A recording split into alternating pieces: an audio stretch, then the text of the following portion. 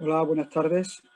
Bienvenidos a este evento organizado por la Sociedad Andaluza de Oncología Médica en el marco del grupo de trabajo de cáncer de mama y que intenta, digamos, aproximarnos a una serie de aspectos prácticos que tienen que ver con los inhibidores de ciclina en el mundo real. Es decir, no solamente los aspectos científicos de evidencia, que también los tocaremos, sino problemas o circunstancias que hemos podido pasar más o menos todos, que tienen que ver justamente con el empleo de estos fármacos, o de este fármaco, en este caso de palbociclib.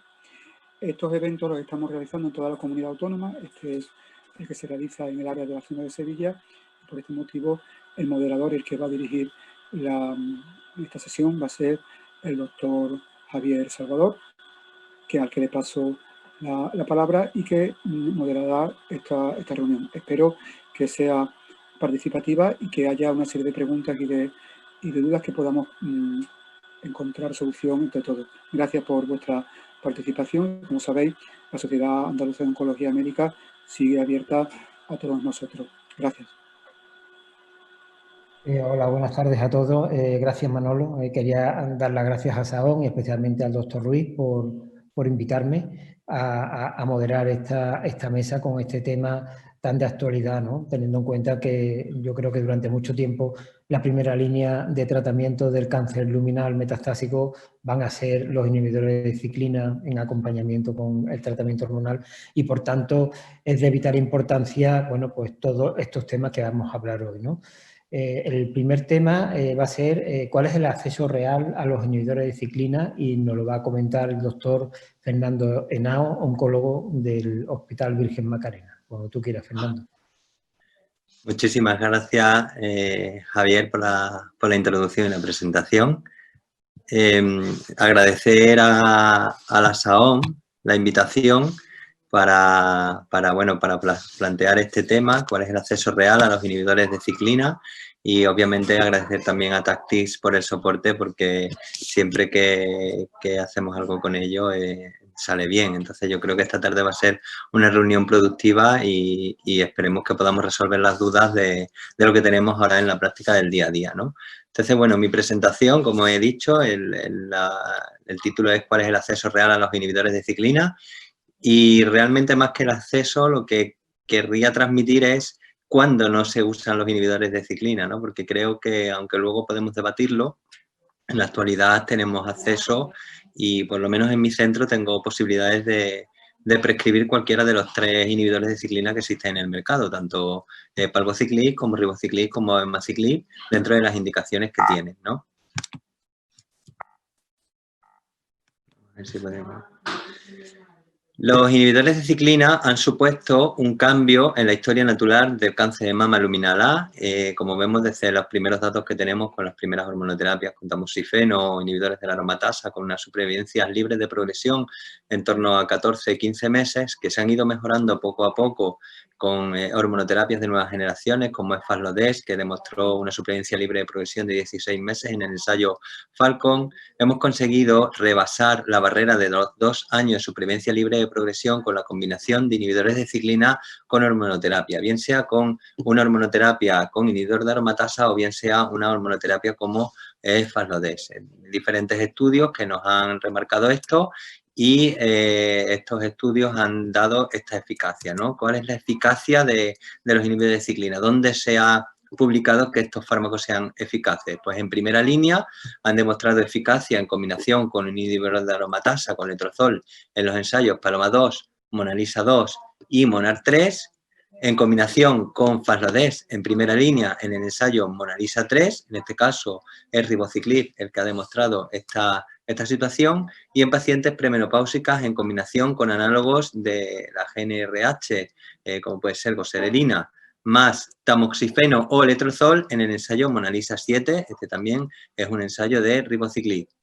En segunda línea han demostrado eficacia en combinación con Faslodex en los ensayos Paloma 3, en el ensayo Monarch 2 y en el ensayo Monalisa 3. Y muy recientemente han demostrado que pueden ser beneficiosos para un subgrupo de pacientes de alto riesgo en enfermedad precoz en el ensayo Monarch E en adyuvancia.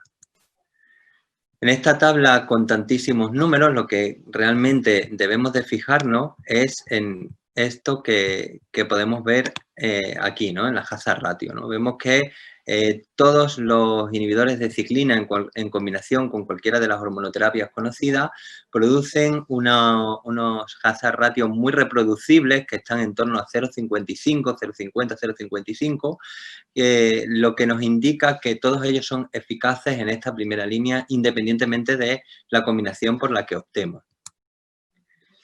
Cuando nos vamos a lo que es la vida real, ¿no? Cuando ya estos fármacos están comercializados, pues donde nos tenemos que basar para su prescripción es en la ficha técnica de estos fármacos y en la financiación que ofrezca el Ministerio a los mismos, ¿no? Tenemos páginas para consultar si los fármacos están o no financiados. En este caso, los 3 están financiados para las indicaciones que tienen dentro de ficha técnica, ¿no? Tanto Ibrance como Kisqali como Versenio están autorizados, financiados y actualmente podemos prescribirlo en primera línea y en segunda línea para pacientes con cáncer de mama metastásico luminal. Como decía, realmente la charla, aunque diga acceso real, no es cuando realmente no usamos, ¿no? Inhibidores de ciclina, ¿no? Pues una de las situaciones en las cuales a lo mejor no usamos inhibidores de ciclina es porque la propia paciente decida no tratarse con inhibidores de ciclina pese a que haya una prescripción médica por detrás, una prescripción del oncólogo de que creemos que esa paciente debe hacerlo porque es una paciente con un cáncer de mama metastásico luminal. ¿Por qué puede ocurrir eso? Bueno, pues ocasionalmente pues porque son pacientes que pueden ser incumplidoras por sí, porque son pacientes que no toman la medicación que les ofrece el médico que la lleva, o bien porque son pacientes que sufren de algún trastorno mental psiquiátrico que no les permite realizar correctamente una posología adecuada.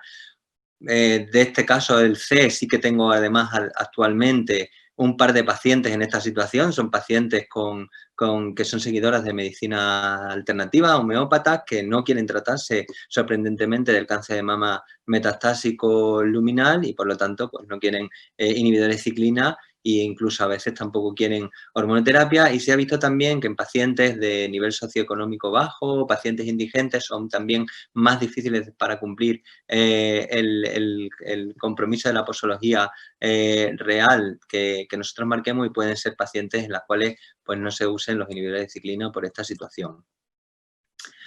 ¿Cuál puede ser otro motivo por el cual no usemos tratamientos con inhibidores de ciclina? El empleo de quimioterapia podríamos considerarlo como un motivo de no uso, ¿no? El uso de un tratamiento con quimioterapia en primera línea.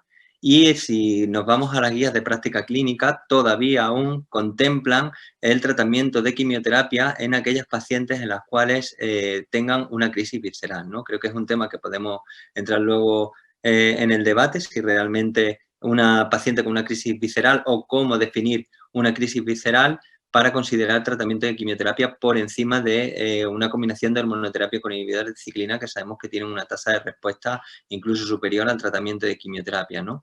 Pues si vemos la guía de práctica clínica, en la actualidad siguen contemplando la quimioterapia en esta situación. En el caso de no crisis visceral, sí que es verdad que se inclinan por la hormonoterapia en primera, segunda, tercera línea hasta fracaso de la hormonoterapia, y ya una vez que fracase la hormonoterapia, entonces en ese caso pasaríamos a tratamiento de quimioterapia.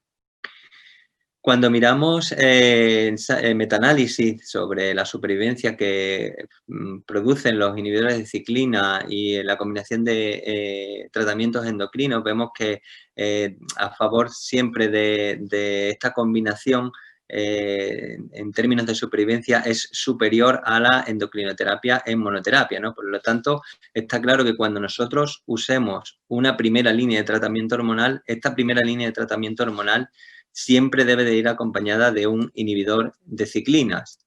El tema está cuando nos decidimos a usar un tratamiento de quimioterapia, ¿no? Vemos que hay estudios publicados de series pequeñas en las cuales muchos de los oncólogos aún a día de hoy se siguen decantando por la realización de un tratamiento de quimioterapia en primera línea en lugar de un tratamiento de hormonoterapia o un tratamiento de hormonoterapia en combinación con inhibidores de ciclina, ¿no? O sea, en la vida real todavía hay muchos centros en los cuales aplican tratamientos de quimioterapia en primera línea y muchos centros incluso nacionales. Estoy hablando con conocimiento de causa, porque hemos tenido alguna rotante externa que a veces se ha sorprendido también de de los tratamientos de hormonoterapia en primera línea, ¿no?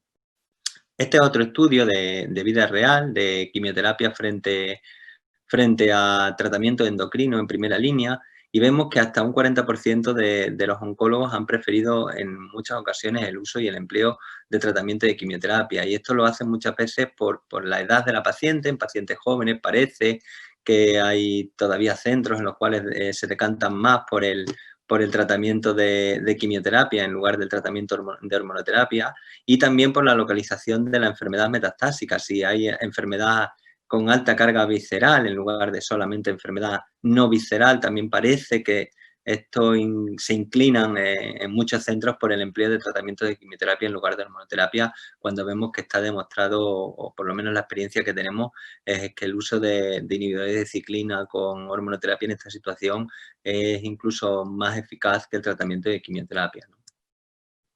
Cuando vemos la revisión de la Cochrane que hace, sí que es verdad que nos indica que las pacientes con cáncer de mama metastásico, donde se dispone de resultados de receptores hormonales positivos, se recomienda tratar siempre primero con un tratamiento de hormonoterapia en lugar de un tratamiento con quimioterapia, ¿no? Creo que esto es bastante claro, y creo que es lo que hacemos nosotros aquí, por lo menos a nivel nuestro de la provincia de Sevilla, en cualquiera de los 3 centros, tanto Rocío, Macarena como Virgen de Valme. Creo que es el estándar de tratamiento de nuestras pacientes, ¿no? El tratamiento hormonal por encima del tratamiento con quimioterapia. Y hay situaciones tan llamativas como esta, ¿no? Este es un caso real de mi consulta, con una paciente con un debut de enfermedad metastásica, con una lesión a nivel de la mama que, como vemos aquí, se ha comido por completo la mama, y que han pasado muchos meses hasta que la paciente se le quita el miedo de consultar por esto, y cuando se realiza la biopsia se ve que es una cáncer de mama luminal B, que además vemos que la paciente viene con una disnea, con un importante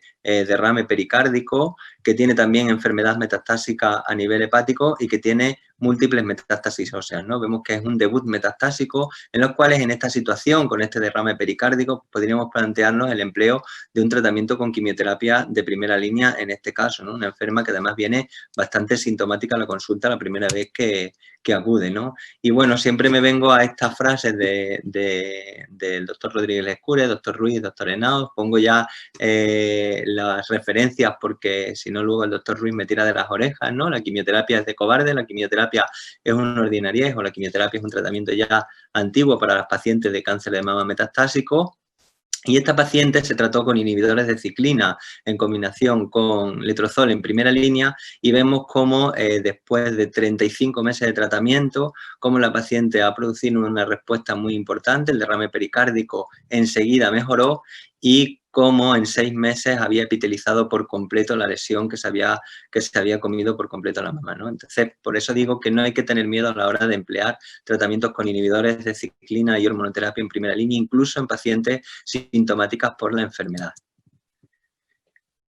¿Cuál puede ser otro motivo por el que no usemos los inhibidores de ciclina? Pues por comorbilidad. Cuando hay enfermedades graves o incapacitantes, enfermedad de Alzheimer, por ejemplo, que una paciente no sea capaz de tomar adecuadamente la medicación, con una edad muy prolongada, pacientes muy añosas, por encima de 90 años, en las cuales pues podamos pensar que el hacerle muchos controles a esta paciente, como requieren los inhibidores de ciclina de entrada, pueda ser perjudicial para la paciente al acudir a los centros sanitarios en lugar de empezar con una hormonoterapia, o cuando tenemos pacientes muy polimedicadas, ¿no? Sabemos que hay algunos inhibidores de ciclina que pueden tener interacciones medicamentosas que pueden poner en riesgo la toxicidad que puedan producir los inhibidores de ciclina, y para eso tenemos guías de práctica clínica publicadas en revistas de alto impacto, como es esta de The Oncologist, en las cuales nos indican cómo manejar esas posibles toxicidades de los inhibidores de ciclina debido a interacciones medicamentosas con antibióticos, especialmente, que suele ser lo más frecuente que nos pueden consultar, o con inhibidores de esa recaptación de serotonina, o enfermedades de tratamiento común. Otro motivo que podríamos plantear como no uso de inhibidores de ciclina podrían ser los varones. Desde aquí decir que yo tengo ya 2 casos de pacientes varones con enfermedad diseminada de debut que han sido tratados y están siendo tratados en primera línea con inhibidores de ciclina y hormonoterapia, y están yendo muy bien, pero sí que es verdad que hay que fijarse muy bien que las fichas técnicas de tanto de ribociclib como de amimaciclib no contemplan a día de hoy todavía el sexo varón como posibilidad para tratar a un paciente, ¿no? Pone que están indicados para el tratamiento de mujeres con cáncer de mama localmente avanzado o metastásico. Esto también ocurría con Ibrance, pero ellos sí han cambiado la ficha técnica y en la actualidad ponen que está indicado para el tratamiento del cáncer de mama metastásico o localmente avanzado. Y sí que es verdad que Ibrance presentó estos datos de vida real, con los cuales se ha sacado, bueno, pues, esta evidencia científica para apoyar el uso de inhibidores de ciclina en primera línea en pacientes varones con cáncer de mama metastásico, y vemos que los pacientes tratados con palbociclib en combinación con terapia endocrina van mejor que aquellos pacientes que se tratan exclusivamente con terapia endocrina. Todo esto hizo que la FDA autorizara la combinación de palbociclib más terapia endocrina en pacientes varones con cáncer de mama metastásico luminal, y es lo que creo que en la actualidad también debemos de hacer. Cualquier paciente varón, tratarlo exactamente igual que a una mujer, si usamos un inhibidor de aromatasa, asociarle el análogo, y si usamos pues, tamoxifeno, pues no sería realmente necesario, ¿no? Pero de entrada, mi propuesta sería inhibidor de ciclina, más análogo, más un inhibidor de aromatasa para la primera línea en pacientes varones. También hay datos del ensayo Complement en varones. Aquí sí nos permitieron introducir varones en este estudio y vemos que la seguridad y tolerancia de primera línea de ribociclib, letrozol y goserelina en los varones es similar a la reportada en mujeres, y los datos de eficacia cuando se ha presentado este estudio aún no eran maduros, pero estoy convencido que van a ser muy similares a los que producen en las mujeres, puesto que ya la experiencia me hace ver que es muy probable que sea así. Otro motivo de no uso de inhibidores de ciclina, bueno, la toxicidad previa que haya podido presentar la paciente a los tratamientos o regímenes de quimioterapia que hayamos usado previamente en la adyuvancia, que arrastre esa toxicidad todavía en el contexto de enfermedad metastásica, o bien la toxicidad que a veces producen los inhibidores de aromatasa en el contexto adyuvante, nos pueden hacer decantarnos por otro tipo de tratamientos en la enfermedad metastásica. Cuando haya restricciones desde el punto de vista burocrático a la hora del empleo de estos fármacos, ya digo que actualmente en nuestro centro tenemos la posibilidad de usar las tres, creo que en Virgen del Rocío es igual, supongo que en Valme también será, si no luego con Pilar en el debate pues entraremos en detalle un poco a ver cómo nos diferenciamos los tres centros sevillanos. Y yo creo que en la actualidad pues los tres inhibidores de ciclina están disponibles, están financiados aquí en nuestros centros para las indicaciones que tienen, y que creo que debemos emplearlos con racionalidad en las situaciones que la práctica real nos exija en función de lo que nos demanden nuestros pacientes, y siempre obviamente buscando el fin último por el que luchamos, que es el beneficio de nuestros pacientes. Y con esto ya concluiría mi ponencia. Muchísimas gracias por la atención. Muchas gracias, Fernando. Como hemos decidido, la discusión la dejaremos para el final de las tres charlas, de forma que ahora el doctor Falcón nos va a hablar sobre las prácticas clínicas con los inhibidores de ciclina, datos en la vida real. Cuando quiera, Alejandro.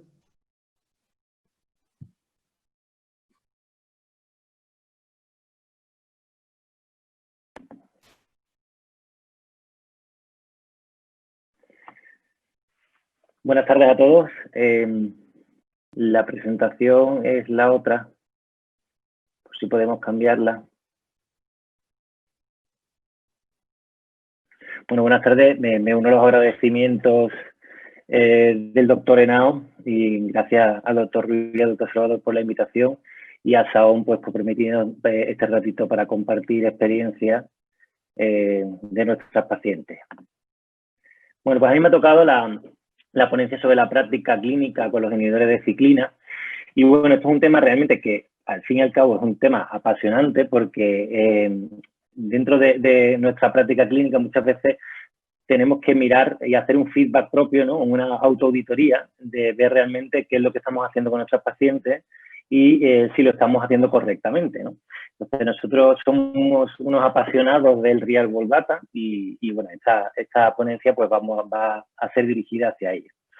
En primer lugar, un paseo por los estudios pivotales, que no me voy a parar mucho porque el doctor Henao los ha resumido perfectamente, pero bueno, únicamente pues quizás hablar que dentro de estos estudios pivotales del Paloma, del Mona Lisa y del Monarch, con los 3 inhibidores distintos de ciclina, quizá hay detalles diferentes entre cada ensayo y por eso en algunos de ellos podemos objetivar algún tipo, bueno, la supervivencia global, y otros ensayos a lo mejor no han alcanzado pues ese objetivo. Principalmente, hablando de la supervivencia global y centrándonos en esta supervivencia global, el Paloma 3 tenía un subgrupo de hormonosensible o hormonoresistente a actividad, como queramos llamarlo, con una hazard ratio y una reducción del riesgo del 30%, que prácticamente es lo que se ve en el resto de estudios que demuestran supervivencia global, como es el Mona Lisa 3 en primera y segunda línea con ribociclib y fulvestrant, el Mona Lisa 7 en las mujeres premenopáusicas que antes ha explicado el doctor Henao, y el Monarch 2 con abemaciclib. Hablando un poco del resto de estudios que tenemos que aportan eficacia a los inhibidores de ciclina en primera línea, podemos hablar también del estudio FLIPPER, que este fue desafortunadamente un estudio con bajo reclutamiento porque ya se demostró que los inhibidores de ciclina en primera línea pues eran efectivos e intentaba comparar y comparaba los dos brazos, que era fulvestrant y el otro brazo era fulvestrant con palbociclib. Bueno, demostró eficacia a favor del brazo de fulvestrant con palbociclib y bueno, tuvo un bajo reclutamiento, ya digo, por el momento del estudio. Igualmente el estudio Parsifal, que es un estudio pues, español del grupo GEICAM, que lo que intentaba ver es si había diferencias entre la primera línea con palbociclib y fulvestrant o palbociclib y letrozol. Y este estudio pues no demostró diferencias entre los dos grupos y yo creo que nos sirve un poco para centrarnos y para saber cuál va a ser la estrategia y la secuenciación del tratamiento que vamos a tener con nuestras pacientes. Siempre al principio cuando tenemos una paciente delante de la consulta debemos pues plantearnos cuál va a ser nuestra secuenciación y nuestro siguiente paso. Y bueno, yo creo que esto es importante porque al no haber diferencias, quizás ahora pues podemos decantarnos a lo mejor incluso por el letrozol y el palbociclib, luego lo hablaremos en la discusión, si en segunda línea tenemos una mutación, una paciente, por ejemplo, que es PI3K mutada y queremos ofertarle fulvestrant con alpelisib. También, según los ensayos clínicos que tengamos en cada centro o en acceso a esos ensayos clínicos, también podemos decidir sobre uno u otro brazo.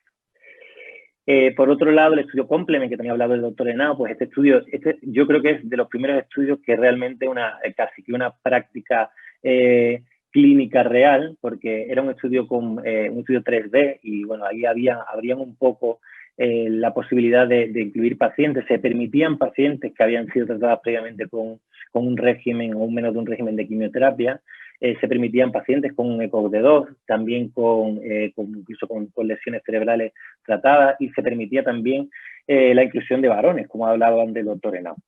Y bueno, esto es un estudio al final que fue una estrategia de colocación del mercado del fármaco de ribociclib que nos aportó la evidencia en ese subgrupo de pacientes que quizá tenemos en el día a día en nuestra consulta, pero no están incluidos o representados en algunos ensayos clínicos. La PFS del estudio pues prácticamente alcanza lo que estamos acostumbrados a ver con esta primera línea. Y por último, el estudio Monarch, que es el estudio de adyuvancia de abemaciclib, que caracteriza a las pacientes de alto riesgo de recaída. Estas pacientes son las pacientes que tienen 4 o más ganglios afectos o las pacientes que tienen de 1 o 3 ganglios con un tumor mayor de 5 centímetros, un grado histológico 3 o un Ki-67 mayor o igual al 20%.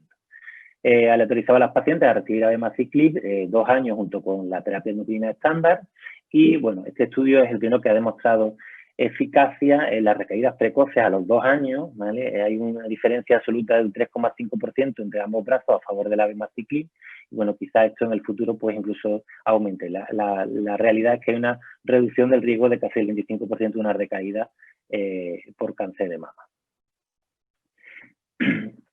Por último, un detalle sobre el estudio NECMONARCH, que es un estudio que es muy similar al Monarch 1 en pacientes que son politratadas y lo que hace es darle abemaciclib junto con tamoxifeno un brazo, abemaciclib a 150 miligramos cada 12 horas o abemaciclib a 200 miligramos. Y esto, bueno, se autocompara, es un estudio un poco viendo si dar este fármaco en líneas avanzadas que no hayan recibido previamente inhibidores de ciclina, pues puede tener sentido. Y parece que sí que conseguimos una PFS, pues, similares, bueno, un poco menores, porque obviamente estamos hablando de líneas más avanzadas y pacientes politratadas. Centrarnos en los datos de vida real, en el real world data, lo que podemos hablar de varios estudios en este campo, ¿no? Todos sabemos que la pirámide de la evidencia científica, en la cúspide de esta pirámide se encuentran tanto los metaanálisis como los estudios randomizados, pero en la parte baja media de esta pirámide de evidencia científica se encuentran realmente los estudios de vida real y los real world data, porque estos son estudios al final observacionales, tanto prospectivos como retrospectivos, o series de casos que nosotros podemos hacer y podemos publicar. Y esto es una evidencia científica que al final nos aporta a nuestra práctica clínica diaria y a nuestra consulta, porque como hemos hablado antes, hay preguntas que no están contestadas con los ensayos clínicos y este tipo de evidencia científica es la que nos contesta. Por ejemplo, lo que ha dicho antes el doctor Henao con los hombres o los varones y el uso de palbociclib, el cambio que hubo en la FDA y, bueno, gracias a los estudios de vida real. Únicamente, bueno, pues hablar que de los ensayos, obviamente los ensayos clínicos randomizados siguen siendo autorizados y randomizados, y la vida real, los estudios de vida real lo que nos van a seguir es para complementar esos ensayos. Los ensayos clínicos autorizados miden la eficacia en el matraz, en las condiciones ideales o de lo que dirán los ensayos clínicos, pero las condiciones reales, la efectividad, el efectivo in vivo, son estos estudios observacionales que nos dan validez externa, ¿vale? Para el uso o para la aprobación de estos tratamientos, ¿no? Dentro de los diferentes estudios de vida real que tenemos con los inhibidores de ciclina, vamos a dar una pincelada sobre algunos de los que hay, quizás centrándonos en el último estudio Flatiron, que es el más importante. El estudio IRIS es un estudio americano que también incluye pacientes de Argentina y de Alemania. Y bueno, este estudio, el objetivo que tiene principalmente es la caracterización de las pacientes, la caracterización clínica y demográfica, los patrones de tratamiento que tenemos los oncólogos y la efectividad clínica de estas terapias. Es un estudio de pacientes tratadas con palbociclib y cada oncólogo podía incluir 10 pacientes en el CRF con el método Delphi y lo que veían pues eran esos patrones de tratamiento. Únicamente como un detalle, ver que aquí tenéis los ajustes de dosis de palbociclib y quizá eran unos ajustes de dosis algo inferiores a los que nos decía el Paloma, del 17% en Estados Unidos, 16% en Argentina y en Alemania del 10%. El estudio María es otro estudio que es un estudio prospectivo que es en Europa, que no es exactamente específico, sino que intenta ver los patrones de tratamiento. Y es igual que lo que ha hablado el doctor Henao antes. Podemos objetivar en este estudio que seguimos decantándonos desafortunadamente por la quimioterapia en primera línea de tratamiento, frente a otras posibilidades como el uso de inhibidores de ciclina. Este estudio es un poquito más antiguo, pero sí se ve que hay un porcentaje de oncólogos que se decanta por un tercio de los oncólogos por una primera línea con quimioterapia, un tercio por terapia endocrina sola y un tercio se decantaban por el palbociclib. El estudio Polaris es otro estudio americano y canadiense que incluía 1.500 pacientes y, bueno, hablaban también, los objetivos seguían siendo los patrones de tratamiento y los objetivos clínicos y también daban cuestionarios de calidad de vida y recogida de muestras de sangre. Este estudio, si veis aquí abajo la gráfica, lo que vemos también es que es un estudio que parece que en la vida real hay menores reducciones de dosis, el 33% frente al 36% de que se veían o objetivaban en el Paloma 2. Al compararlo, pues parece que hay menores interrupciones de dosis y menores reducciones de dosis en la práctica clínica real. Por último, hablar un poco del estudio Flatiron. Este estudio, bueno, lo que hace es al final el Big Data, ¿no? Ellos, los americanos, tienen pues una red y una web en la que incluyen 280 clínicas oncológicas y 800 centros de salud, y bueno, pues ahí van metiendo todos los datos de las pacientes de cáncer de mama. Y se ha publicado pues el estudio de práctica clínica real del uso de palbociclib en esta base de datos. Al final, los objetivos del estudio es ver la supervivencia libre de progresión, la tasa de respuesta, la supervivencia global en las pacientes tratadas con palbociclib y terapia endocrina frente a terapia endocrina en monoterapia, frente a letrozol en monoterapia, ¿vale? Entonces, la manera del método estadístico que siguen, al final un poco por buscar el que se acerque a hacer un ensayo clínico autorizado, es el PMS Score o el Propensity Score Matching, que esto al fin y al cabo lo que hace es, para intentar evitar el sesgo de selección de las pacientes, al ser un estudio retrospectivo, pues quita los valores que son muy extremos, ¿no? Para que nos pongamos una idea, pues si nosotros a una paciente de 90 y tantos años no le ponemos inhibidores de ciclina porque tiene 90 y tantos años y sus comorbilidades, pues esa paciente la rechaza al ser un valor muy extremo e intenta comparar de esa manera. Corta la curva de la campana de Gauss y digamos que asemejan los distintos pacientes con los distintos tratamientos. De tal manera que era inicialmente un estudio de 1.500 pacientes, 1.430 pacientes, y el análisis, al realizar este Propensity Match Score, se queda en menos de 900 pacientes. Y vemos que en la vida real parece que se cumple, ¿no?, ese aumento de PFS y aumento de supervivencia global en las pacientes que se tratan con palbociclib y letrozol frente a las pacientes que se tratan con letrozol en monoterapia. Por último, hablar también de un estudio de vida real que se basa en la misma base de datos, la base de Flatiron, pero esta vez es un estudio de abemaciclib, con los pacientes, una comparación con el Monarch 1.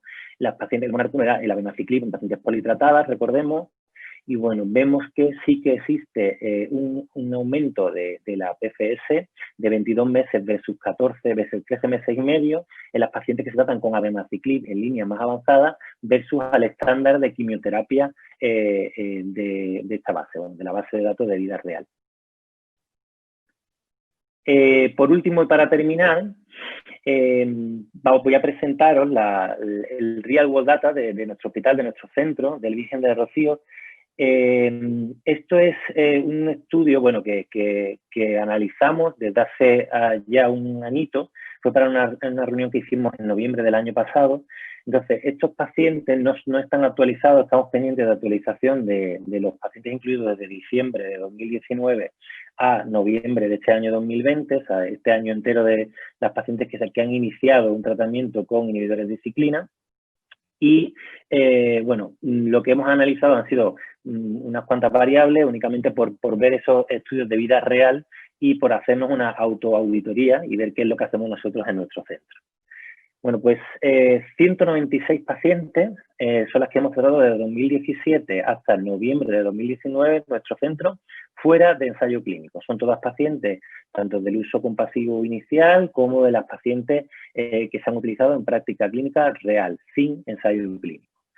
El uso es predominantemente, como veis, de palbociclib frente a los otros inhibidores de ciclina, un 51,5% palbociclib, ribociclib un 32,6% y abemaciclib un 15,8%. Con respecto al estadio menopáusico, la mayoría de las pacientes eran posmenopáusicas o la habíamos hecho posmenopáusica por castración, y había un porcentaje de pacientes del 9,7% que eran premenopáusicas y se trataban con los análogos. Ahí también vemos varones, hay tres varones, un 1,5% de la población. Esto quizás es interesante y pongo esta tabla porque aparte de los porcentajes de uso, vienen los pacientes que han iniciado con una ciclina pero han cambiado a otra. Y esto, si queréis, lo hablamos en la discusión porque es interesante ver que seguimos en la práctica clínica algunos patrones de cambio de tratamiento por las toxicidades presentadas y cambiamos a otro inhibidor de ciclina. Vemos que hay de varios tipos, cambios hacia palbociclib, cambios hacia ribociclib y cambios hacia abemaciclib. Con respecto a la hormonoterapia acompañante, principalmente se cumple el fulvestrant y letrozol como las dos hormonas acompañantes a nuestros tratamientos. Pero también vemos otras hormonas como pueden ser semestano o tamoxifeno en menor medida. Y bueno, dentro de nuestros real world data, de nuestros datos, vemos que hasta el 16,8% de las pacientes se han tratado más allá de tercera línea. Y vemos que había una paciente incluso que se trató hasta novena línea, ¿no? Entonces, quizá esto sea, cuando saquemos los datos más adelante, pues interesante a la hora de ver si estas pacientes realmente se benefician o no. Hicimos un póster sobre esto que lo hizo un compañero por ver realmente que si tenían o no esa supresión de equilibrio, esa respuesta. Y bueno, algunas pacientes estaba un poco, era un poco extremo, pero algunas pacientes sí que llevaban poco tiempo, desgraciadamente, con el inhibidor de ciclina.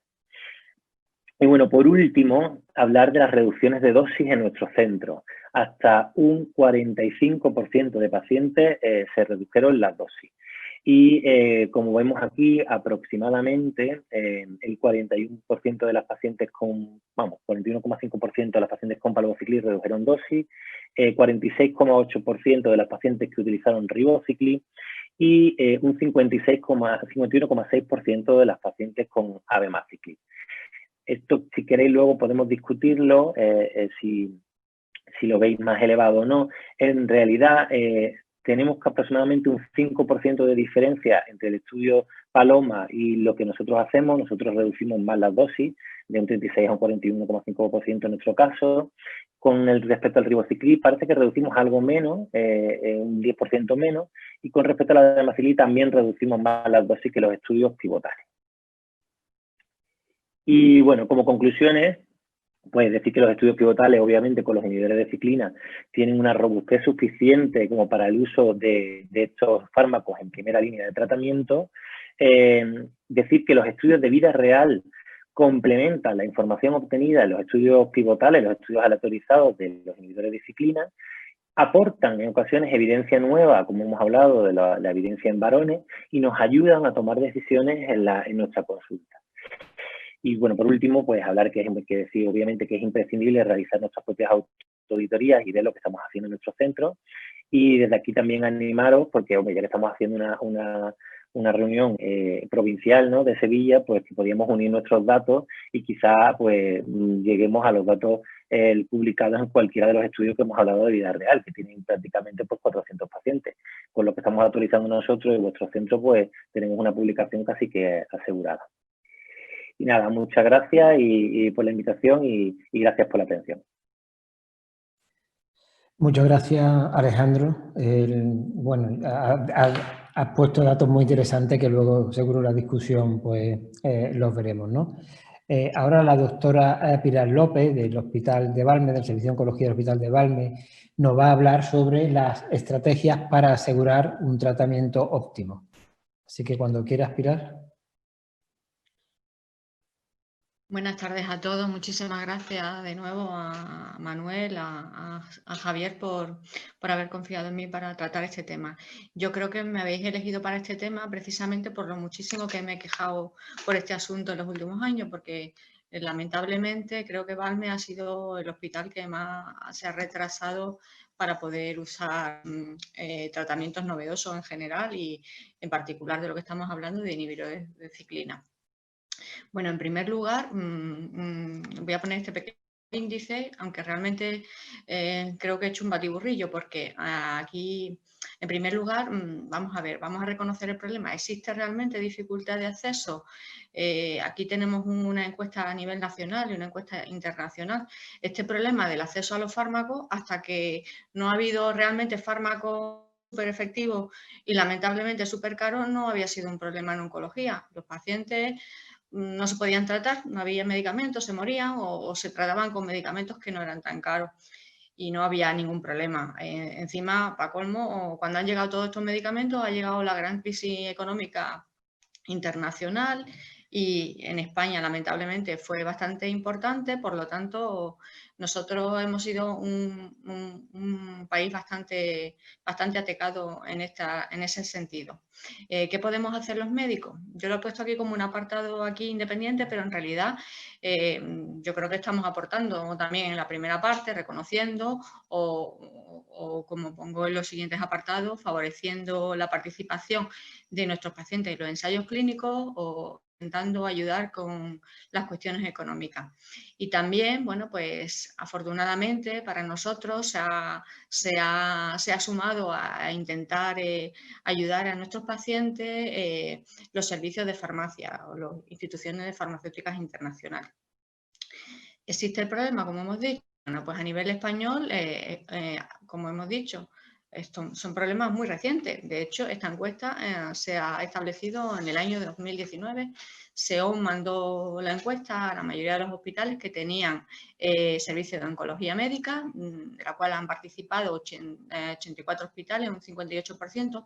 Es importante saber que un número muy importante de los hospitales eran hospitales de nivel 3, el 56% tiene una población de referencia de más de 300.000 habitantes. Para que se hagan una idea, un hospital de 300.000 habitantes es, por ejemplo, el Hospital de Balmes. Hospital Virgen del Rocío, Virgen de la Macarena, son hospitales bastante más mayores, pero bueno, estamos hablando de hospitales bastante corrientes, como el mío, por ejemplo. Hay representaciones de todas las comunidades autónomas y de la ciudad autónoma de Ceuta. ¿Qué fármacos se han utilizado para el estudio? Pues han utilizado esos fármacos que aparecieron en los años 17, 18, 19, que realmente eran un grave problema económico, ¿no? En cáncer de pulmón, el pembrolizumab, el atezolizumab y nivolumab; en cáncer de mama, el ribociclib y el palbociclib, que son un poquito más baratos, de todas maneras hay que reconocerlo, y también fármacos de melanoma o el olaparib en el cáncer de ovario. Nosotros, en cualquier caso, de todas las respuestas recibidas, parece que estamos todos de acuerdo con que realmente existe una falta de igualdad en los tiempos de uso de los medicamentos, o sea, una dificultad de acceso en el tiempo. Desde la aparición del precio del reembolso por parte del Ministerio, hay unas medianas que varían entre 5 meses para el palbociclib, aunque hay hospitales que le tarda un mes en aprobación y otros hospitales que le tardan hasta 12 meses, o los 17 meses del nivolumab, que esto es mucho más sangrante porque ha habido hospitales que han comunicado hasta diferencias de 36 meses para la aprobación de este fármaco, lo cual, a sabiendas que se utiliza en cáncer de pulmón metastásico, realmente es sangrante. Desde la autorización por parte de la Comisión Europea, como el fármaco todavía no tiene precio español, pues por lo tanto al uso dentro de los hospitales también las medias son más altas. Medias de 8,7 meses para el ribociclib o medias de 26 meses para el olaparib. Esto sería la media desde la aprobación de la Comisión Europea, sumado después a la media desde la aparición del precio de reembolso. Aparte de los tiempos, también reconocemos otro tipo de barreras. Hasta el 43% de los entrevistados reconocemos que existen barreras. Barreras, por ejemplo, con la necesidad de elaborar informes justificativos, lo cual lleva a retrasos mientras se presenta, se discute, se deniega, se reclama. La mayoría de las veces o muchas veces no se aprueba. También hay barreras porque en estas comisiones usamos criterios de uso mucho más restrictivos que realmente en la aprobación por ficha técnica del fármaco. También porque a veces se nos ofrecen alternativas, o bien a través de los protocolos de los hospitales o a través de estas comisiones de valoración de los fármacos, se nos ofrecen alternativas que sí, que tienen la misma indicación, aunque no siempre estamos de acuerdo con que tengan el mismo beneficio. Y, bueno, por supuesto, como hemos dicho, barreras porque después de todo, pues no se aprueba el fármaco o se queda pendiente esperando a que entre en el hospital para que se le aplique a todos los pacientes a partir de ese momento. En este sentido, bueno, pues la SEOM intenta dar una serie de soluciones. Una de las soluciones, por ejemplo, intentar que potenciemos más la aparición, la disponibilidad de biomarcadores. Los biomarcadores, en este caso, estamos hablando de sustancias, reacciones, de determinaciones que tengan capacidad predictiva de respuesta a los tratamientos. que se incorporen en la cartera normal de los servicios del Sistema Nacional de Salud, que se estandaricen, que se decreten qué hospitales tienen la posibilidad de poder tener todo tipo de determinaciones o cuáles tienen que derivar a algún otro centro porque sean determinaciones un poquito más especiales y que no esté disponible en todos los sitios, pero esta situación se debería de regular. ¿Para qué? Pues, entre otras cosas, para que realmente cuando usemos los fármacos sean lo más efectivos posible. Y también, pues, que tengamos la capacidad de igualdad de prescripción. Es decir, que tengamos unos organismos de competencia a nivel regional, o mejor dicho no, o creo yo que mejor a nivel nacional, porque no tiene por qué una comunidad tener mayor capacidad de prescripción que otra, y que además todos esos organismos, todas esas decisiones sean absolutamente transparentes y homogéneas. Bueno, y sobre todo, bueno, pues también una de las cosas que patrocina o que intenta recomendar es que tenemos que mejorar los tiempos. Hay que limitar estos tiempos, como hemos dicho, tardar 30 meses en aprobar o 20 meses en aprobar un olaparib o 30 meses o aprobar un nivolumab no tiene ningún sentido. Y por supuesto, y en ese sentido, SEOM y bueno, nosotros los médicos nos proponemos medir los resultados en salud. No hace falta que nos obliguen, nosotros mismos lo queremos hacer. También a nivel internacional este problema está reconocido. Por ejemplo, en este artículo europeo, donde se analizan dentro de la lista de los medicamentos considerados esenciales para OMS, los 25 medicamentos considerados esenciales contra el cáncer en el año 2015, se estudian los 135 países con renta per cápita para el 2015 por debajo de los $25.000. Para que si alguien intenta hacer la cuenta, que sepa que sería como 1.500 euros por persona al mes. Quiere decir que países como España estarían incluidos y muchísimos más países que cobran menos dinero que nosotros. Bueno, pues de estos 135 países, solo 10% de los países que se incluyen en el estudio tienen la capacidad de disponer de todos los fármacos, pero además solo el 37% de los pacientes tendrían al menos 20 de esos 25 medicamentos esenciales contra el cáncer considerados según la lista de la OMS del 2015. Y bueno, la media de fármacos disponibles por los países de menores ingresos fue de 9 y la de los mayores ingresos no llegaba tampoco al 100%, la media fue de 20 fármacos. Por lo tanto, es un grave problema la de no disponibilidad en los diferentes países, incluso a nivel europeo. Países con renta que no son despreciables. En cualquier caso, y aclarar un poquito también, que el que un fármaco esté disponible en un país no necesariamente indica que se pueda tener acceso a él de forma fácil. Por ejemplo, lo que hemos estado hablando, en mi hospital siempre ha tenido un poquito de más dificultad a la hora de acceder a los fármacos que estaban aquí y que se usaban en la misma provincia de Sevilla. Necesitamos otros indicadores para saber realmente la accesibilidad de los fármacos. Y lo que sí que está claro, y también lo reconoce este organismo europeo, es que las limitaciones al acceso del diagnóstico, el precio asequible y los tratamientos eficaces y la sanidad de calidad ocasionan unas grandes diferencias en la supervivencia del cáncer entre los diferentes países. Y así podemos asistir a supervivencia a los 5 años para el cáncer de mama de hasta el 90% en los Estados Unidos frente a un 40% en Sudáfrica.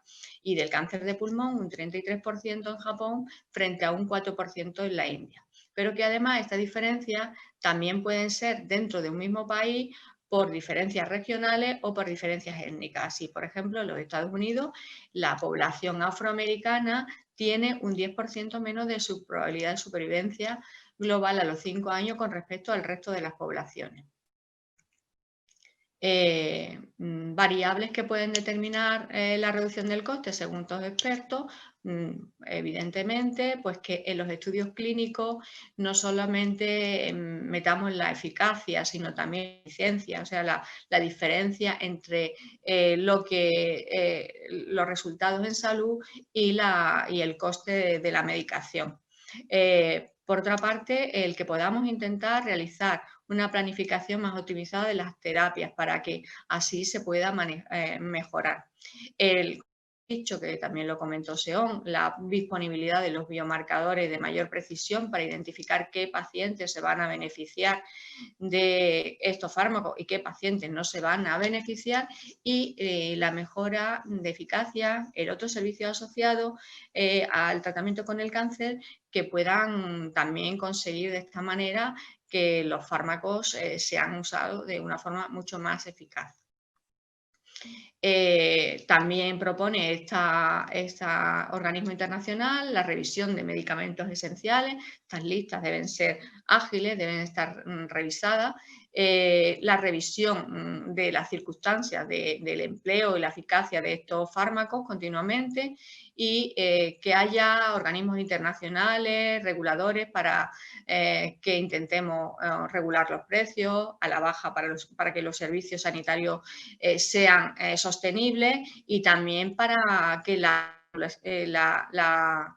legalidad sea bastante regular, ¿no? En unos países sea fácil que un fármaco llegue a ser aprobado, como la FDA, que tiene una media de aprobación de un fármaco de 12,9 meses, mientras que en Europa esa media se llega a los 28,4 meses. En este sentido, bueno, nos dice que también todos los países deberíamos regular nuestra política de regulación de precios y realizar los cambios que sean necesarios, y que las empresas farmacéuticas del mercado oncológico podrían tomar la iniciativa para hacer que los precios de los medicamentos sean más justos y transparentes. En este sentido, me gustaría partir una lanza por las empresas farmacéuticas, porque en muchas ocasiones las empresas farmacéuticas son los que realmente inician la lucha y crean iniciativas como los usos expandidos, como las soluciones económicas que ahora vamos a ver, que se han ido promocionando en los últimos años, para poder que todos accedamos a los fármacos de una forma mucho más ágil y económica. ¿Qué podríamos hacer los médicos ya que no tenga nada que ver con todo esto? Pues evidentemente los médicos nos tenemos que saber muy bien las enfermedades, tenemos que, como ha dicho muy bien Alejandro, utilizar nuestros datos, utilizar no solamente la fuente de los ensayos clínicos, sino la fuente de los pacientes que hemos tratado, la Real World Data, para poder saber qué fármacos van a ser realmente útiles, formarnos para aumentar la seguridad en el manejo de los que no tengamos errores en su manejo, que nos cuesten no solamente problemas de salud con el enfermo, sino también problemas económicos. Y bueno, pues lo que está bastante de moda, que el clínico, que la unidad de gestión entre ya desde el hospital, ¿no? Los servicios tienen que autogestionarse económicamente. Por supuesto, y esto también formaría parte de nuestras capacidades como médicos, el favorecer la participación de los ensayos clínicos, si bien no siempre es una decisión del médico, sino a veces es decisión de la industria, pero el que un hospital entre en un ensayo clínico elimina las dificultades de acceso inicial al fármaco y la confianza de los clínicos y el conocimiento del manejo del fármaco. Afortunadamente, hasta 1 de cada 2 ensayos se centra en productos oncológicos, y bueno, en España, pues afortunadamente somos un país con cada vez más ensayos clínicos. No he puesto aquí ninguna diapositiva al respecto, lo que sí que está también un poquito en debate, ¿no? El hecho de que, aunque es verdad que España es un país muy potente y Europa es un continente muy potente en ensayos clínicos, hay una gran diversidad dentro de los países, dentro del mismo país y las regiones. Hay una importante diferencia a la posibilidad de acceder a ensayos clínicos, y eso pues redundaría un poquito en la dificultad de acceso de unas regiones con respecto a otras, de unos países con respecto a otros, de unos hospitales con respecto a otros. Con respecto a las cuestiones económicas, bueno, después de todo, tanto hablar del precio de los medicamentos como una de las dificultades de acceso, y sin embargo, pues nos sorprende cómo solamente el 2% del gasto sanitario en España está relacionado con el gasto puro y duro de los medicamentos oncológicos, lo cual también últimamente es conocido por las autoridades porque cada vez están haciendo también no solamente más control de fármacos, sino también más control en las contrataciones de personal, en las gestiones clínicas de diferentes listas de espera, etcétera. Cosas que suponen un porcentaje importante de esta pequeña tarta del gasto sanitario. Bueno, con respecto a las cuestiones económicas, bueno, como hemos dicho, o como acabo de decir, ¿no? Pues no siempre, ¿no? Las soluciones han partido de los médicos ni de la sanidad, también los laboratorios han intentado promocionar la venta, ¿no? Y bueno, a los mecanismos tradicionales o negociación según la cantidad de cartera de fármacos que tenía el laboratorio o acuerdo en cuestión de volumen económico, pues han aparecido las nuevas formas de negociación de los fármacos innovadores, como son acuerdos de riesgo compartido, en la que la financiación está condicionada a que el fármaco proporcione los resultados que se esperaban de él, los descuentos indirectos, de manera que se empieza a pagar de una forma y se acaba pagando de otra, o bien los techos de gasto en las que el hospital, el organismo hace una previsión de lo que va a gastar, gasta eso y si gasta más, el resto lo paga el laboratorio, lo cual es muy útil, sobre todo a la hora de poder hacer lo que son los presupuestos, ¿no? Bueno, como hemos dicho, a esta batalla se han unido los farmacéuticos en los últimos años, ¿no? En esto es una encuesta que se realizó por esta empresa, Lux Healthcare Technology, y es una encuesta que se le realiza a los jefes de farmacia de los hospitales más importantes. Bueno, si bien ellos comentan que se puede ahorrar una media de un 10% si se utilizan una serie de soluciones tecnológicas específicas para el área de farmacia, yo no estoy tan de acuerdo de que muchos de esos gastos estén relacionados con la incidencia de errores en la medicación de oncología, pero bueno, eso es su particular visión, ¿no? Y con relación a eso, nuestra sociedad de farmacia hospitalaria tiene también su propia opinión.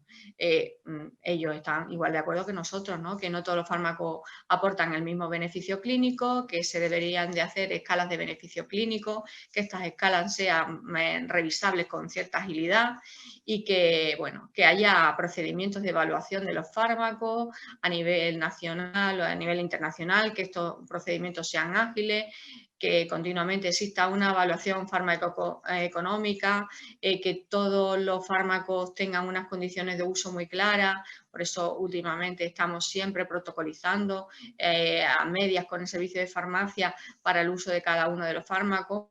Y que, bueno, que cada medicamento, cuando un Estado apruebe el uso de un medicamento, debería de ir, si es posible, junto con una partida económica para poderlo financiar en el hospital. No tenemos que sacar del dinero que ya estábamos gastando para 18 fármacos, ahora tenemos que sacar para los 2 fármacos nuevos que además son 10 veces más caros, lo cual es bastante difícil, ¿no? Bueno, pues la sociedad de farmacia avala porque hay que optimizar los tiempos para el uso de los medicamentos, que el coste del tratamiento y su financiación deben ser condicionados por el beneficio clínico y por la población que debe ser tratada, y la aprobación de los nuevos medicamentos de alto impacto, como hemos dicho, tiene que tener una financiación específica. Determinar los resultados en salud, o sea, que lo mismo que decía la Sociedad de Oncología Médica, y debemos potenciar todas las herramientas de gestión financiera que sean necesarias para facilitar todo esto. La industria farmacéutica debe implantar estrategias también para un mayor grado de corresponsabilidad en la sostenibilidad del Sistema Nacional de Salud. Y con respecto a esto, yo tengo mi opinión, si quiere después la hablamos en la discusión, pero creo que, bueno, aparte de gestores, tiene que haber científicos que sueñen con encontrar la cura de una enfermedad, y tiene que haber emprendedores que sean capaces de apostar su dinero, su maquinaria, su empresa para poder desarrollar esa idea.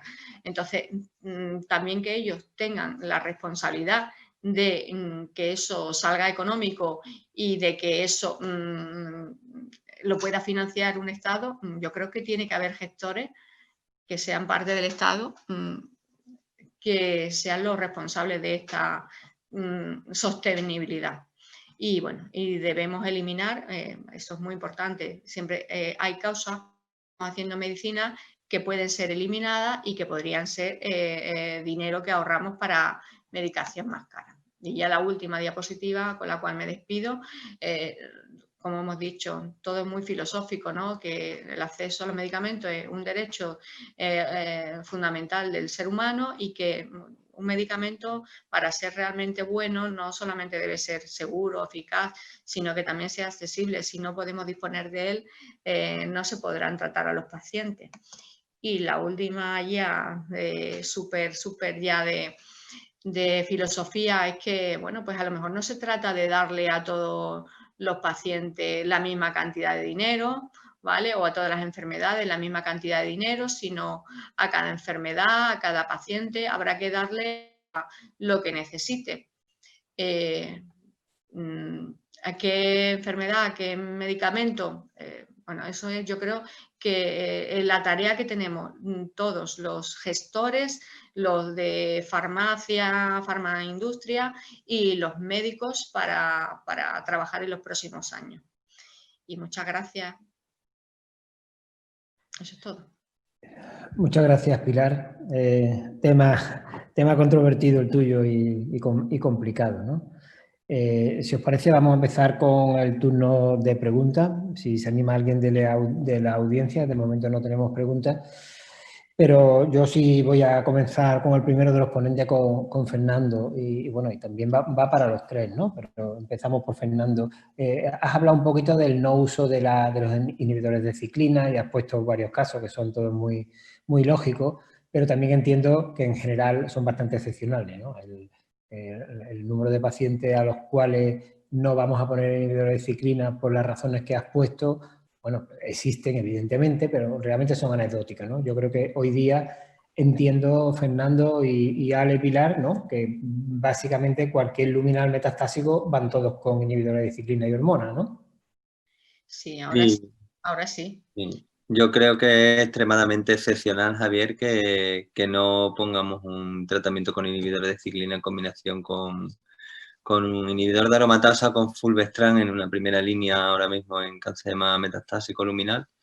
Sí que es verdad que, bueno, que a ver los hilos, ¿no? Como las meigas dicen, ¿no? Algún caso puede escaparse en las situaciones que he puesto previamente, ¿no?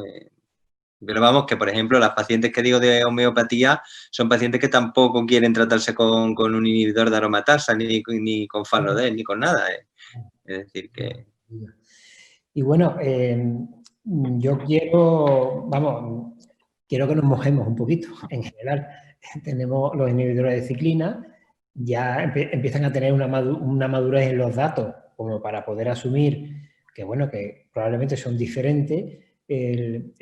Fijaros que al principio, bueno, la farmacia en general siempre quería optar por el más eficiente, y es verdad que en determinados escenarios, en la mayoría, podían tener resultados similares, y era razonable que salvo contraindicación clínica, bueno, pues predominase en un hospital la opción más eficiente, teniendo en cuenta que daban resultados similares. Pero ya ha pasado cierto tiempo, ya empiezan a diferenciarse un poquito unas de otras, especialmente en los resultados. Y yo os quería preguntar, vosotros, bueno, ¿en qué os basáis, más allá de las características clínicas que desestimes algunas por lejanía o por una comorbilidad concreta, en general, qué criterios usáis para decidir usar una o usar otra? Eso va para los tres, Fernando, no para ti específicamente, porque entiendo que es un tema complicado. Y de todas maneras, yo te voy a decir, yo te la voy a contestar porque yo, y entrando dentro de mi misma charla, o sea, del acceso, yo he tenido muchísimas dificultades para el acceso. Ahora ya en el año 2020 ya no tengo dificultades, pero que estamos hablando de que esta encuesta se ha publicado en el año 19, esta de la SAOM, ¿vale? De la SEOM. Pero bueno, nosotros tenemos protocolizado el uso de los inhibidores de ciclina y tenemos protocolizado cuál usar en cada situación. O sea, no estamos basándonos en general, aunque sí podemos salirnos de la norma si el paciente tiene alguna complicación o tiene alguna intolerancia o tiene alguna interacción medicamentosa, pero nosotros tenemos regularizado, ¿vale? Que en primera línea, pacientes hormonosensibles que no se hayan puesto inhibidores de ciclina, inhibidores de aromatasa previamente, se ponga en primera línea palvo y el ribo solamente se utiliza o en segunda línea con fulvestrán o en premenopáusica y el abemaciclib se utiliza muy contadas veces, ¿vale? O sea, que nosotros todavía tenemos dificultades de acceso porque no podemos decidir... Pero ese protocolo, ¿quién lo ha hecho, Pilar? Lo hemos hecho nosotros, pero, bueno, digo, lo hemos hecho y lo hemos tenido que firmar, pero no ha sido una voluntad de los médicos, ha sido una exigencia del hospital. A ver, lo tenemos que hacer, porque si no, a lo mejor tendríamos problemas todavía para poderlo usar. ¿Sabes lo que te quiero decir, no? Que sí, que estamos de acuerdo, porque lo que estamos firmando no es nada malo, pero no es esa libertad de decir yo puedo usar el que quiera en cada momento. Cuando todos tienen las mismas indicaciones, ¿no? Sí, las indicaciones tienen la misma, los resultados probablemente no, ¿eh? Pero los resultados no son equiparables porque no son ensayos head to head. Entonces, claro, nosotros podemos pensar que uno es mejor que otro, pero no podemos estar seguros. Claro. Hombre, yo metiéndome un poco también en lo que estabas diciendo, Javier, y en lo que, vamos, la primera diapositiva sobre la que he hablado. Yo creo que los estudios son sutilmente diferentes y quizás es verdad que hay algunos fármacos, por ejemplo, palbociclib en este caso, que ha pagado el pato por ser los primeros. Y el porcentaje de hormonoresistencia y sutilmente también el porcentaje de afectación visceral cambia entre un estudio y otro. Entonces, yo creo que hoy día, por lo menos en nuestro centro, afortunadamente tenemos la posibilidad de elegir la ciclina que vamos a poner. Yo creo que nosotros, vamos, y corregirme si me equivoco, nos basamos mucho en los criterios clínicos de la paciente. Una paciente, obviamente, que sea cardiópata o polimedicada, no le ponemos ribociclib, sino que pretendemos poner otro fármaco. Cualquier paciente que sospechemos o pensemos que vaya a tener una toxicidad digestiva alta por las comorbilidades que sea, no le ponemos abemaciclib. Y vamos, yo creo que vamos enfocándonos un poco en torno al perfil de la paciente. No una predilección sobre una u otra. Es verdad que nosotros también en la farmacia, pues muchas veces depende del momento, del techo de gasto, y creo que verá que tenemos también que ser conscientes nosotros mismos del gasto de farmacéutico. Entonces, si nosotros mismos estamos incluidos en esa decisión, pues mejor que mejor, ¿no? No sé si...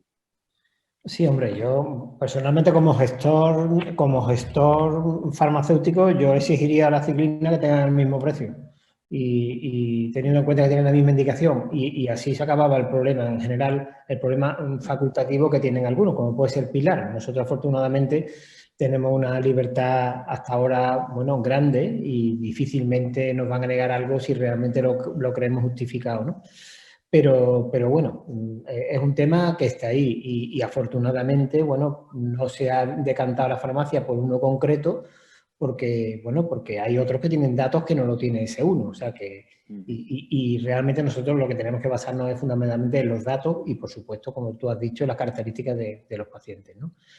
Pero al hilo que estás tú... Bueno, di, Fernando. No, yo decía, Javier, que en mi caso sí que te podría hacer un poco un mapa de más o menos cómo la uso, que yo creo que al final es algo como comentamos, ¿no? Son estudios diferentes que no se pueden solapar unos con otros, aunque son reproducibles al final los datos que sostienen, ¿no? Las supervivencias libres de progresión son en todo bastante significativas, ¿no?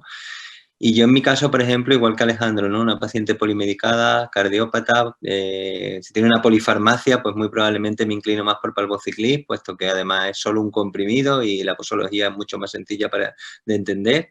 Si es una paciente premenopáusica, por aquello de que tenemos un estudio hecho en esta población muchas veces me inclino por ribociclib precisamente por esta causa, y pacientes que vienen con una alta carga de enfermedad, a veces me inclino más por abemaciclib, muy probablemente porque son el fármaco que parece que en estas situaciones ha demostrado más beneficio. Yo uso los tres indistintamente, también es verdad que he usado abemaciclib en baja carga y me ha ido muy bien, y también he usado palbociclib en alta carga y también me ha ido muy bien, ¿no? Pero que habitualmente suelo ahora últimamente fijarme en estas tres situaciones, ¿no? Y es la que estoy siguiendo. A día de hoy en Macarena nos permiten utilizar las tres, no nos han puesto ningún condicionante, ahora mismo en cuanto a techo de gasto y tal, tampoco parece que haya una definición exacta, ¿no? Al final la sociedad, o sea, supongo que la Junta tendrán que lanzar algún tipo de indicación, y estoy de acuerdo contigo en que deben de mostrarse las tres a un precio muy similar, porque es verdad que se hace una reducción de dosis, hay algunas que son más baratas que otras, y este tipo de cosas se deben de tener en cuenta, obviamente, porque al final nos exigen a nosotros también una serie de cosas de economía que creo que no está dentro del día a día del oncólogo, aunque nos tengamos que implicar, obviamente, ¿no? Sin duda. Manolo, ¿tú quieres apuntar algo en este sentido? Bueno, primero me gustaría decir una cosa, que bueno, que estas reuniones que estamos, aunque a lo mejor lo comento también al final, estas reuniones que estamos haciendo, hombre, yo no quiero ser juez y parte porque son para toda Andalucía. Yo tengo que decir que me han encantado las tres ponencias que he escuchado, o sea, que enhorabuena a los tres, porque creo que habéis dado cada uno en vuestro punto, habéis dado en el clavo, ¿no? Claro, elegir un inhibidor de ciclina, hace poco me he tenido que estudiar porque tengo que trabajar sobre eso, un editorial del Journal, y el editorialista básicamente viene a decir un poco lo que ha comentado Alejandro y también lo que ha rematado Fernando. El uso tiene que ver con los datos de los ensayos clínicos, que hay que ver a qué poblaciones se han aplicado, y también tiene que ver con la experiencia que tiene el médico en ese perfil de paciente y con ese fármaco. Entonces, yo creo que lo mejor en este caso es que tengamos las opciones abiertas, que los precios sean iguales y que el oncólogo pueda decidir en base a datos científicos y también a su propia experiencia qué fármaco usa o que no. Creo, o cual no. Creo que la tarta que ha presentado Alejandro Falcón sobre nuestra experiencia, creo que es una tarta bastante razonable y bastante superponible al mundo de más excelencia en la oncología. Creo que es bastante razonable.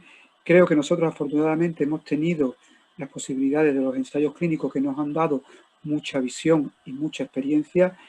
Y hombre, siendo justo, hay que decir que el sistema sanitario público nos ha permitido un empleo bastante razonable de los tres fármacos, y eso que siempre estamos criticando lo que tenemos, creo que es de justicia, el hecho de poder haber tenido en nuestro hospital por lo menos una libertad razonable, que a veces, bueno, hemos tenido que luchar por puntos concretos, incluso empleándolo más allá de las segundas y las terceras líneas, ¿no? En el caso de palbociclib, es de recibo, creo, y de bastante significación el hecho de que palbociclib se haya podido usar en nuestro hospital. Creo que conté, me parece que fueron 15 ensayos distintos que han ido desde Paloma 1 hasta Prometeo y Patina, o sea, pasando por Palas, una amplísima posibilidades de terapia que ha hecho que el fármaco tenga un amplio recorrido. En definitiva, a la pregunta concreta, yo creo que cada paciente debe analizarse qué fármaco debe usarse, qué inhibidor de ciclina. También hemos tenido experiencia, como ha dicho Alejandro, en los cambios, ya lo hemos visto, empezar con uno y tener que cambiar por motivos de toxicidad. Y voy un poco a lo que ha contado Fernando. Lo que no es de recibo, creo ya a estas alturas, es poner quimioterapia en primera línea. Yo creo que eso es una mala praxis, aunque se siga haciendo. Creo que no es de recibo por ninguna manera.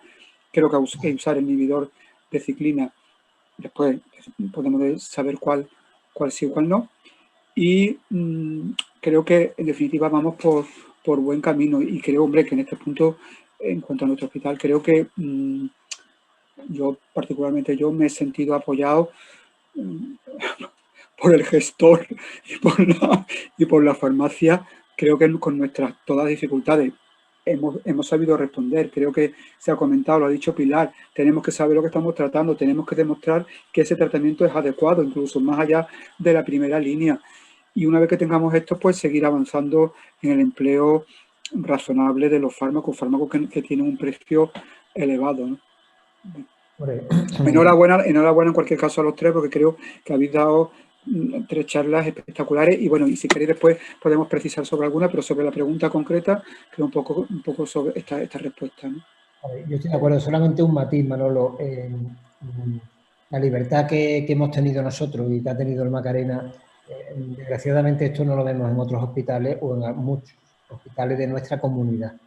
O sea que me parece que eso sí habría que hablarlo, pero porque no debe ocurrir eso. Por supuesto, tampoco tiene sentido que haya accesos diferentes por comunidad. Totalmente.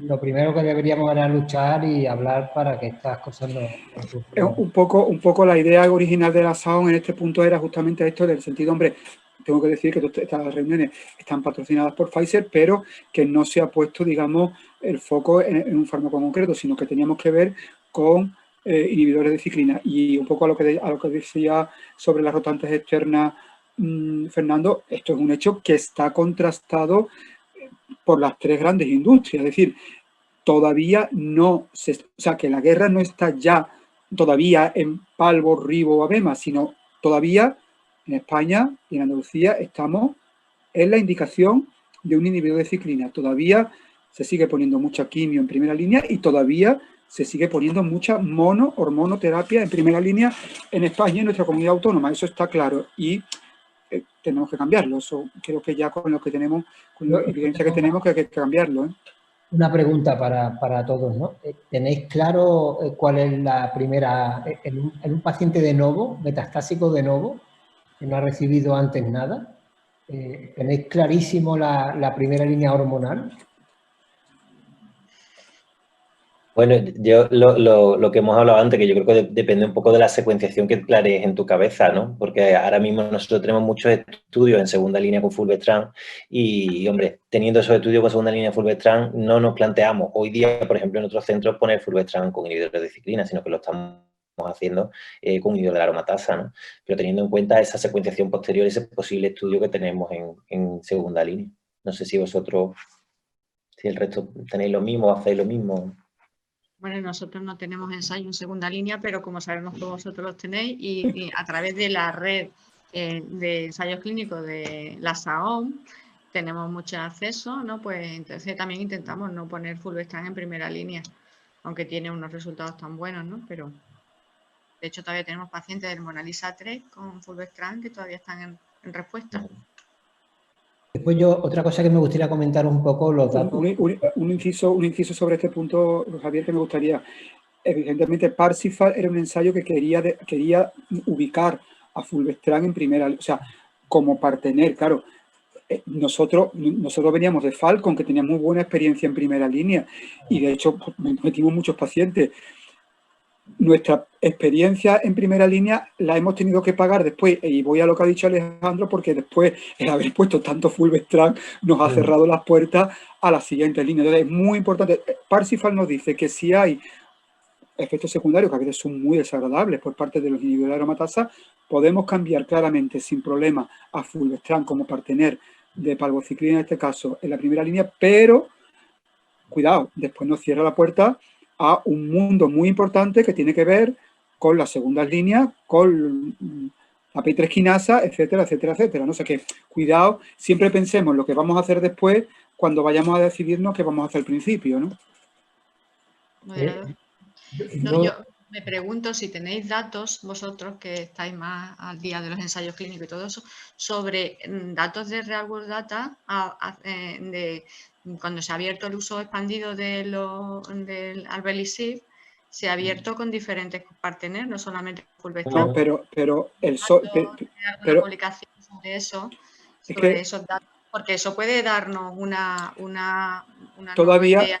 Sería el orden, ¿no? todavía tenemos que ver cómo va a salir en definitivo. Se supone que se abrirá, digamos, la mano a la hora del uso del PRISIP, pero los datos o sea, los datos más allá del uso de Fulvestrant con el PRISIP, con eso tenemos que tener cuidado, ¿sabes lo que te digo? O sea, que todavía no hay un mundo de Real World Data y todavía tenemos que tener en cuenta precaución en la secuenciación y en el empleo que vamos a hacer. Creemos que cuando se abra la mano, posiblemente Alpelisib se podrá usar sin duda también con letrozol, pero cuidado con la ficha técnica y cuidado con las indicaciones que nos permitirá la farmacia. O sea, que todavía con eso hay que tener precaución. De todas maneras, verás, yo creo que todavía, ya saldrán los resultados del BELIEVE, ¿no? O sea, que también tendrán que salir con el brazo que tenga, pero que cuando se abra la aprobación del uso de Alpelisib de manera general, posiblemente de momento será Fulvestrant Alpelisib, ¿no? Ya. Sí, el tema está en que, bueno, hasta ahora lo que sé yo, por lo menos lo que sé, no sé si... Creo que no estoy equivocado, pero creo que Alpelisib, la Comisión Europea, lo que había decidido era a progresión de un tratamiento en régimen endocrino en monoterapia, es decir, no contemplaba la indicación de la asociación con inhibidor de ciclina en primera. Eso es un tema muy interesante que se escapa de esta reunión y como yo estoy metido un poco en ese jaleo, creo que la indicación no es exactamente así, sino que está como progreso a un tratamiento hormonal, más o menos, y vamos a tener nuestros más y nuestros menos a la hora de dar el salto después de los inhibidores de ciclina. Es decir, se va a poder repetir la historia de Cleopatra y de Emilia, claro, más o menos, o sea, de indicación más allá de lo que se había hecho antes, me explico, ¿no? Pero bueno, afortunadamente tenemos BELIEVE y desarrollaremos BELIEVE, que en el BELIEVE sí es claramente después de los inhibidores de ciclina, que ese es el mundo de la realidad. O sea, ese es el mundo real y ese es el mundo en que vamos a poder poner Alpelisib. Pero ya digo que esto es un tema que se escapa de esta reunión y quedaría para otros muchos simposios que tendremos que tener, sin duda. Sin duda, porque yo creo que vamos a tener problemas inicialmente, tal como lo ha aprobado la EMA. Por eso te digo que eso dará mucho juego para más adelante, ¿vale? Yo quiero comentaros algo sobre el Real World Data que habláis. Os veo como muy, no sé, excesivamente satisfechos con eso. Y sin duda es importante, pero tenemos que ser conscientes de dos cosas. La rigurosidad de los datos, eso, bueno, es la que es. Es poco rigurosa, no está auditado por nada de fuera, puede estirar riesgos, mismo meter pacientes que... Entonces, esos son datos que te ayudan en tu experiencia y que te sirven bien para ver lo que tú haces en tu centro, pero con todos los matices. La PFS que mide, pues sabe Dios, porque, bueno, en mama muchas veces el control clínico sintomático es suficiente, no hace falta hacer muchos TAC continuamente si no está dentro de un ensayo, porque tú controlas bien al paciente, los marcadores están altos y van bajando, la paciente se encuentra bien, no tiene que estar haciendo un TAC cada 8 semanas, eso no le va a aportar nada, pero sí es verdad que para ser objetivo la PFS, cuando no hacemos datos y pruebas objetivas, bueno, la PFS del mundo real es la que es, con un montón de sesgos. Con esto que quiero decir, que los datos en vida real tendrán realmente consistencia cuando sean medidos por gente de fuera y que el sistema automáticamente lo dé. Es decir, si se midiera en todo nuestro sistema informático, la estación clínica, Farmis o lo que sea, exactamente cuando progresa un paciente, pues probablemente esos datos ya serán mucho más contundentes que los que son ahora, que depende de la buena voluntad de cada centro, de que recoja a los pacientes, etcétera, etcétera. Yo os veo a vosotros como muchas veces como, no exactamente, pero casi como un ensayo clínico un poquito menor, y hay mucha diferencia, ¿eh? Mucha diferencia. Bueno, yo estoy totalmente de acuerdo con todo lo que has dicho, totalmente de acuerdo. Es decir, el mundo del Real World, es que el mundo del Real World Data, primero hay una gran variación en ese mundo, o sea que no es lo mismo Real World Data que recogida de datos retrospectivos, o sea que tendríamos que precisar, pero bueno, vamos a lo que vamos. En el caso del Flatiron, es verdad que, como ha dicho Alejandro Falcón, este score matching, digamos, intenta parecerse algo a una aleatorización, aunque desde luego que contigo no es lo mismo ya sabemos lo que es un ensayo, ya sabemos lo que es una monitorización, ya sabemos lo que es una auditoría, es que no tiene nada que ver. Es un complemento al fase 3, claramente. En el caso nuestro andaluz, una cosa es, como ha comentado Alejandro, que yo creo que es una aproximación que yo creo que es bastante valiosa, y yo creo que hay que felicitar a Alejandro, que me ha ayudado y ha ayudado mucho digamos, en el trabajo de trinchera, de recoger datos, ese valor al que vamos a hacer de manera global en Andalucía, en el que primero vamos a centrarnos en el foco en Palvo para no, digamos, diversificar datos de recogida. Segundo, solo en primera línea. Tercero, establecer un slot por centro para que no haya, digamos, priorización de centros grandes.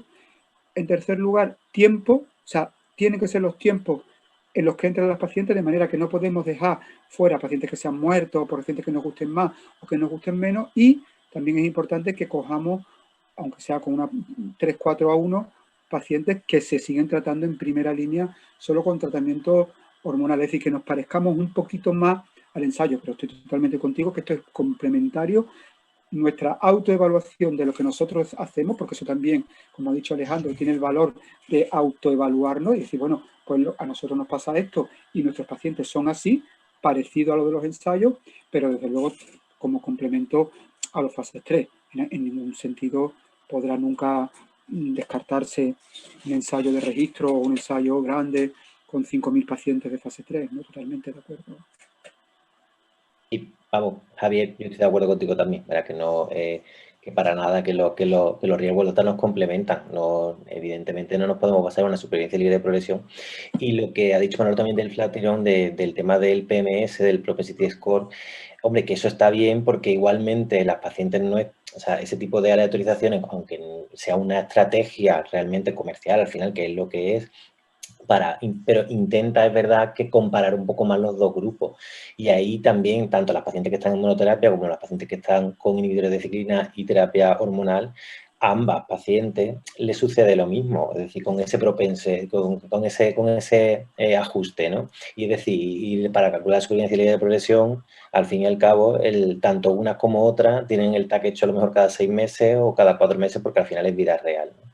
Pero yo creo que en nuestro real world data, o lo que yo os acabo de enseñar, creo que al final no estamos hablando de supervivencia libre de progresión, estamos hablando de uso diario, de verla realmente de cuándo reducimos dosis o cuándo no reducimos dosis. No hemos sacado ni tasas de respuesta, ni mucho menos, porque al final eso no son criterios RECIST, son TAC normales y corrientes, y es lo que uno ponga en si es respuesta parcial, enfermedad estable. Entonces, es más que nada quizá detalles o cosas que sí que podemos hablar o discutir entre los distintos hospitales sobre, por ejemplo, el cambio entre ciclina, o que nosotros reducimos mucho más dosis que comparativamente, como he puesto antes, con el Real World Data de Alemania. Un 10% de reducciones de valvociclina frente a nuestro quizá 40%. Entonces, es a lo mejor más por nuestra forma de ser, no seguimos muchas veces la ficha técnica. Verás, al final el Real World Data son 24 pacientes en una consulta. No son 10 a lo mejor como pueden tener en Alemania. Entonces, esa es nuestra realidad, ¿no? Entonces, quizá a lo mejor reducimos más dosis o cambiamos, o bueno, pero es interesante sobre todo el ver cómo lo hacemos, ¿no? No sé si vosotros en vuestros hospitales, en Valme y en Macarena, tenéis también cambio de ciclina, tenéis esa experiencia, ¿lo habéis hecho alguna vez o no? Sí, como te decía, aunque tenemos muy protocolizado el uso de la ciclina, pero sí que tenemos la posibilidad de cambiar en caso de justificación, ¿no? Lo hemos hecho, ¿vale? Sobre todo, lamentablemente, tenemos mala experiencia con el abemaciclib, porque cuando se empezó a usar allí fue a raíz del uso expandido de abemaciclib, y sí que ahí tuvimos mala experiencia de tener que cambiar, ¿vale? Después, yo personalmente he tenido que cambiar alguna de Ribo a Palvo por tener interacciones medicamentosas también. La verdad es que quizás de todos lo que menos problemas hemos tenido con la toxicidad medular, de tener que cambiar alguna porque se supone que Palvo sea más hematotóxico, ¿no? Pues no, la verdad es que no, nunca. Bueno, en nuestro caso también tenemos alguna paciente a la cual le hemos hecho una rotación. Bien, centrándolo un poquito ya en la última charla, Pilar, bueno, los datos que has puesto pues son preocupantes. La verdad que desde que la EMA lo aprueba hasta que llega al Ministerio un acuerdo con precio de reembolso, ya yo creo que es inadmisible los plazos que está. Eso a menudo te impide ponerlo porque no tiene precio. Entiendo que la postura es lógico porque cuando tenga precio es que baja de precio para esa indicación nueva y si tú lo pones ahora con el precio antiguo, eso estás pagando un sobrecosto. Pero claro, la realidad es que hay fármacos que realmente aportan mucho y tardan 1 año y pico o 2 años en poder administrarlo. Eso es intolerable desde todos los puntos Por de eso he vista. puesto la última diapositiva, esa de la equidad, que has visto Claro, que ponía, porque claro. realmente a lo mejor resulta que tenemos que pagar el precio por una no aprobación o que ellos se pongan las pilas para aprobar las cosas más rápidamente, porque el beneficio que le aporta a un paciente un inhibidor de la ciclina o el beneficio que le aporta a una paciente con cáncer de ovario un olaparib es una barbaridad con respecto a lo que pueda costar, ¿no? Claro, probablemente eso haya que exigirlo arriba, ¿no? Al menos que los fármacos, que la magnitud del beneficio sea tal, es decir, sea muy grande, tengan, digamos, un acuerdo exprés, porque si no es inaudito lo que está ocurriendo. Lo que pasa es que, bueno, nosotros no somos los médicos, salimos a la calle y ponemos a gritar, pero realmente... O a lo mejor es que tendríamos que exigir, no sé, nosotros no como particulares, pero a lo mejor como sociedad, nosotros como SAON o SEOM, es decir, exigir que un fármaco que detente determinado beneficio, mientras se dedican a pensar y a elaborar y a justificar los gastos y todo eso, ese fármaco tiene que ser administrado al paciente. ¿A fondo de qué? ¿Cómo se va a pagar? ¿Cómo no? Pero ahora eso habría que medir qué tipo de fármacos, qué beneficios posibles. Eso es muy complicado, que yo te estoy diciendo una solución muy bonita, pero una solución que después, bueno, y este fármaco sí, y este, ¿por qué no? ¿No? Está pendiente de que se discuta, porque este fármaco no me lo van a aportar y este fármaco sí que está en la misma situación, ¿no? Pero a lo mejor tendríamos que, no sé, los médicos, como a mí me ha tocado, como decimos, la aportación del médico, pues la aportación del médico es dentro de, a lo mejor no como particulares, pero sí como sociedades médicas, influir en esos acuerdos a lo mejor provisionales, ¿no? O vamos, insistir en que esos plazos son inadmisibles. 33 meses para un NIVO, 24, 28 meses para un olaparib, y ya no estamos hablando de los inhibidores de ciclina, que afortunadamente hoy ya, ahora no los esperamos, ¿no? Ese estudio es del año 19 y en el año 19 Pilar López en Hospital de Valmet tenía dificultades para obtener esos fármacos, pero en general ahora no hay ningún problema, ¿no? Muy bien, pues muchas gracias. No ha habido preguntas de fuera, así que Manolo, ¿tú tienes alguna pregunta más? Bueno, solamente, bueno, agradecerte, bueno, por supuesto, Javier, la moderación, agradeceros a los 3 ponentes que realmente han sido magníficas.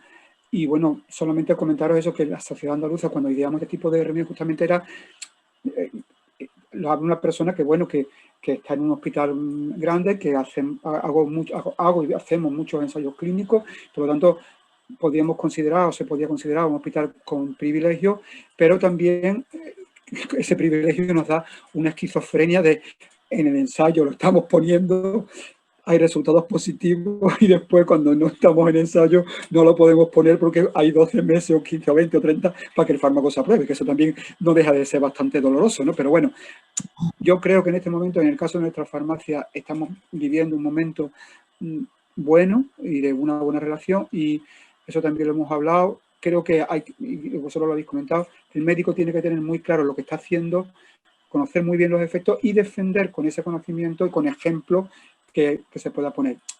Es complicado, yo sé que es complicado, y un poco en ese sentido este es el motivo de este tipo de reuniones.